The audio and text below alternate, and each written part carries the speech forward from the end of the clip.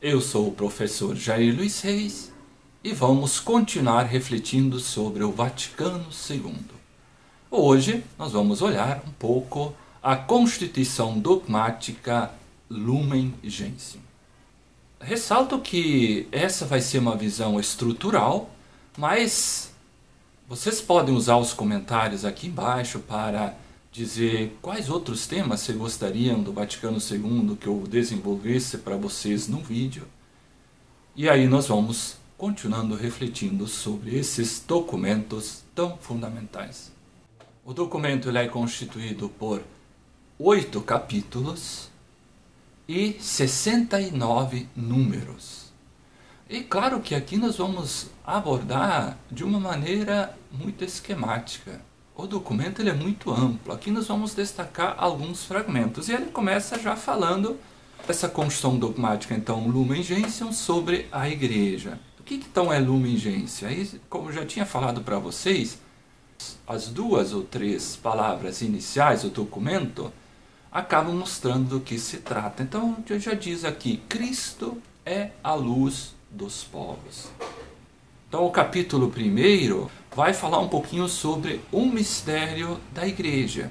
E já introduz, sinalizando que Cristo é o sacramento da Igreja. Porque a Igreja, ela dá continuidade às obras de Cristo. Então diz aqui, e por que a Igreja?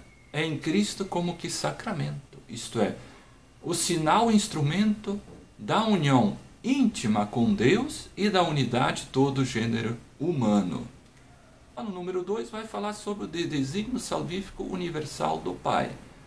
O Pai que realiza o seu plano redentor por meio do seu Filho Jesus Cristo. Aí vai falar no número 3 da obra do Filho, dessa obra redentora, e a Igreja que celebra essa obra redentora, tendo como referência sempre o evento pascal. No número 4 vai falar do Espírito Santo, que é o santificador da Igreja. Diz aqui, retoma, o dia de Pentecostes foi enviado o Espírito Santo para santificar continuamente a Igreja. O Espírito habita na Igreja e na vida dos fiéis, como num templo. Neles ora e dá testemunho, leva a Igreja ao conhecimento da verdade total, unifica na comunhão e no mistério, dota-a com diversos dons hierárquicos.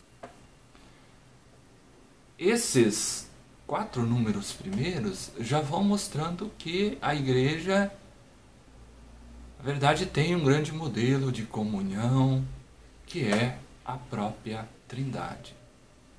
Então, esses conceitos como comunhão, participação, povo que se reúne em torno da Trindade, este povo que é congregado pelo próprio Pai, pela mediação do Filho, no Espírito Santo, será uma constante no documento. Esses 4 números aí já sinalizam um pouco esse olhar trinitário, esse olhar que mostra que é no Espírito, pelo Filho, que nós chegamos ao Pai, pela mediação da Igreja. Aí vai falar no número 5 sobre o reino de Deus. Então, o mistério da Santa Igreja manifesta-se na fundação da mesma. No número 6 vai retomar algumas imagens de igreja. Então, a igreja manifesta-se por várias imagens que são como redil, cuja porta única necessária é Cristo, conforme João, trecho bonito de João 10, 1:10.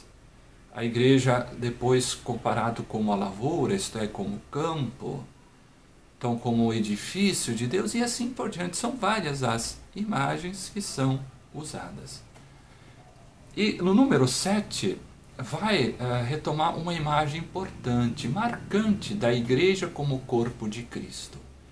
Essa é uma compreensão paulina. São Paulo que desenvolve isso. A gente pode perceber a partir, se a gente lê lá o número 7, como que são retomados os textos paulinos. Então essa bonita imagem, Cristo é a cabeça, nós somos os membros. Então nós precisamos dar continuidade àquilo que Cristo fez, continua fazendo na vida da igreja. Cristo nos ensinou por meio de palavras e ações. E aqui um trecho aí que diz: assim como os membros do corpo, apesar de serem muitos, formam um corpo único, assim também os fiéis em Cristo. Também na edificação do corpo de Cristo há diversidade de membros e de funções. Único é o Espírito, que, para o bem da igreja, distribui os seus vários dons, as suas riquezas e a necessidade de cada ministério. Então, Cristo é a cabeça deste corpo, Ele é a imagem do Deus invisível e todos nós somos membros. Todos os membros são importantes. Como diz aqui o texto, há uma diversidade de membros, assim como há diversidade de funções, de pastorais, de serviços na igreja, de vocações. Mas Cristo é a cabeça, a igreja nos sempre conduz a Cristo, por meio de Cristo, ao Pai, no Espírito Santo. Como também em Gálatas 4:9, quando diz: todos os membros devem conformar-se com Ele, até que nele se forme Cristo. Essa conformação em Cristo. Esse número 7 é muito importante. Então, Cristo ama a igreja como sua esposa. Depois, o número 8 vai dizer: a igreja é a realidade visível e espiritual. Então, Cristo, mediador único, constitui e sustenta indefetivelmente sobre a terra, como um organismo visível, uma realidade visível, mas também uma realidade invisível, espiritual. Essa realidade precisa ser entendida na sua unidade. Por meio da dimensão visível, nós também compreendemos a invisível. Então, esta é a única igreja de Cristo que, no símbolo manifestada, una, santa, católica e apostólica. Essa realidade visível e a realidade espiritual. O número 8, nós temos o primeiro capítulo. No segundo capítulo vai desenvolver essa concepção de povo de Deus. Como Deus quer santificar os seres humanos, não individualmente, mas formando com eles um povo que o conhece na verdade e que o sirva em santidade. Então, esse povo de Deus. Essa concepção é muito importante porque nós estamos falando dessa nova concepção, deste novo povo de Deus. Por quê? O povo de Deus agora ele é constituído a partir da fé em Jesus Cristo. É bem diferente daquela concepção do Antigo Testamento, que estava vinculado a uma eleição de um povo, de uma raça. Agora a referência é a fé em Jesus Cristo. É no meio do texto, lá no número 8, estamos no capítulo. Cristo estabeleceu esse novo pacto, isto é, uma nova aliança do seu sangue, formando dos judeus e dos gentios um povo que realizasse a sua própria unidade, não segundo a carne, mas no espírito, e constituísse o novo povo de Deus. Os que creem em Cristo, renascidos de uma semente, não corruptível, mas incorruptível pela palavra do Deus vivo. Não da carne, mas da água e do Espírito Santo. Constituem o quê?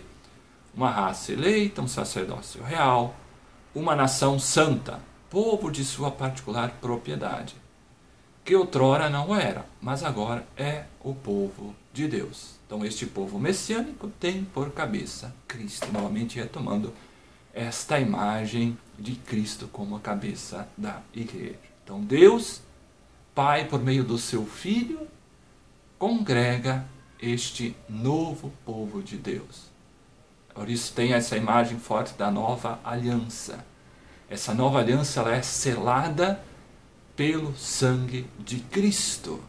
Agora todos, judeus, gentios, todos podem constituir este novo povo de Deus pela fé em Cristo. Todos nós, independente de raça, independente de qualquer status social, independente se for homem, mulher, criança, todos podem constituir este povo, este novo povo de Deus, mediante a sua resposta de fé, mediante esta adesão.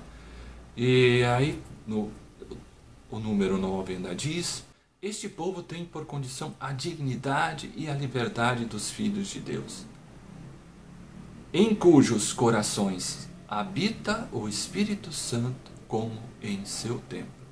E finalmente tem como a finalidade o reino de Deus, começado já na terra pelo próprio Deus e que deve ser continuamente desenvolvido até o fim dos séculos. Então essa bonita compreensão de que nós temos uma nova condição. Qual é a condição? De filhos de Deus. Nós somos filhos de Deus por meio do Filho de Deus com um F maiúsculo, isto é, Jesus Cristo. Nossa filiação divina passa pela filiação divina de Jesus Cristo. Então essa compreensão que os teólogos dizem, né? Aquilo que Cristo é por natureza, ele é filho de Deus porque é Deus junto com o Pai e o Espírito Santo. Nós somos pela graça de Cristo, por tudo aquilo que Deus Pai realizou por meio do seu Filho no Espírito Santo para a nossa redenção. Então essa compreensão deste novo povo de Deus, congregado por Deus Pai, por meio do seu Filho no Espírito Santo. É o Espírito Santo que nos leva à fé, é o Espírito Santo que nos permite crer. Lá no número 10 vai dizer: com efeito, pela regeneração e unção do Espírito Santo, os batizados são consagrados para ser um edifício espiritual e um sacerdócio santo, a fim de que, por todas as obras do cristão, oferecerem sacrifícios espirituais. Então, o sacerdócio comum dos fiéis. O número 11 vai falar um pouco sobre esse exercício do sacerdócio comum dos fiéis. A gente não tem como retomar todos os elementos, a gente vai destacar alguns pontos, claro. O 13 vai falar da universalidade ou catolicidade do único povo de Deus.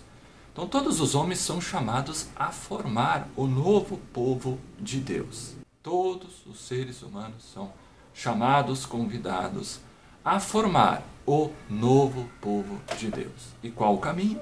É a fé em Cristo. Então o único povo de Deus deve se estender a todos os povos. Aí também entra indiretamente o caráter missionário da igreja, que vai ser desenvolvido um pouco mais à frente. Todos os homens, portanto, são chamados a esta unidade católica do povo de Deus, que prefigura e promove a paz universal e caminha, claro, e chama todos os homens, pela graça de Cristo, à salvação. No número 14 vai falar sobre os fiéis católicos, estão apoiados na Sagrada Escritura e na Sagrada Tradição.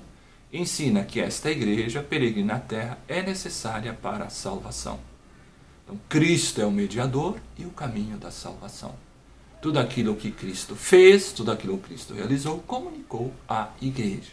Depois de ter falado sobre os fiéis católicos, o número 15 vai falar a igreja e os cristãos não católicos. Vai desenvolver um pouco essa compreensão. O número 16 vai falar dos não cristãos. Então, o número 17 vai falar sobre o caráter missionário da igreja. Então, o texto começa falando: assim como for enviado pelo Pai, assim também o Filho enviou os apóstolos, dizendo. Aí retoma aquele mandato fundamental presente lá no Evangelho de Mateus 28, 18, 20. Ide, portanto, e fazei que todas as nações se tornem discípulos, batizando-as em nome do Pai e do Filho e do Espírito Santo, e ensinando-os a observar tudo quanto vos ordenei. E eis que estou convosco todos os dias até a consumação dos séculos. Tá? Então, em Mateus 28, 18, 20. Então, quem mostra e quem assinala desde logo esse caráter missionário da igreja é o próprio Cristo, que diz aos apóstolos que eles devem ir para todos os cantos, evangelizando, anunciar o evangelho, batizando, ensinando essa fé no Deus uno e trino. Esse é o caminho fundamental, até a consumação dos séculos.